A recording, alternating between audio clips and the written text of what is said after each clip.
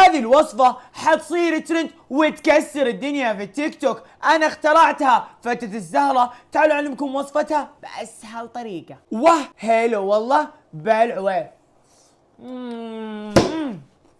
اول شيء نجيب صحن. لا تنسون لايك والفولو. خلنا نوصل 2 مليون فسر واكثر. ما بقى لنا شيء بليز يعني لا تبخل علينا لو سمحت. وننزل علبه كامله من الزبادي، وفنجان صغير من الثوم المهروس، وفنجان صغير من عصير الليمون، وثلاث ملاعق كبيره من الطحينه، ورشه ملح، وملعقه صغيره من بهارات زنجبيل وليمون مطحون، رشه فلفل اسود، وكزبره باودر، وميكس ميكس ميكس ميكس. وكذا صار جاهز معنا الصوص. وفي محضر الطعام نحط ربع حبه شمندر وشويه من الصوص اللي سويناه، وميكس ميكس ميكس ميكس ميكس لما تصير معنا بهذا الشكل. ونكب الصوص فوق باقي الخليط.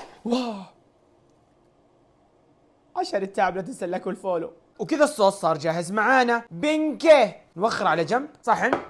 اول طبقه من الخبز اللي قليته في القلايه الهويه وتقلونه بالزيت، واشرب الخبز بالصوص اللي سويته بهذا الشكل. وهذا سر الوصفه. زهره او قرنبيط اكتبوا لي تحت في دولتكم ايش تسموا هذا الشيء. نحطه فوقه بهذا الشكل. طبعا تقدرون تقلونه في القلايه الهويه او زيت عادي اللي تبونه. وبعد ما وزعت الزهر رش فوقه خبز بهذا الشكل والصوص، وزينه من فوق قطع الشمندر بهذا الشكل. واخر شيء فوق مكسرات مقلين رشها زي كذا. وهذه النهايه. هذه فتة الزهره لذيذه وتشهي تشهي تشهي. لو تسوونها كل يوم ما راح تطفشون منها، ولازم تحفظونها لرمضان. لازم تكون على فطوركم لانها لذيذه. جربوها وبالعافيه عليكم.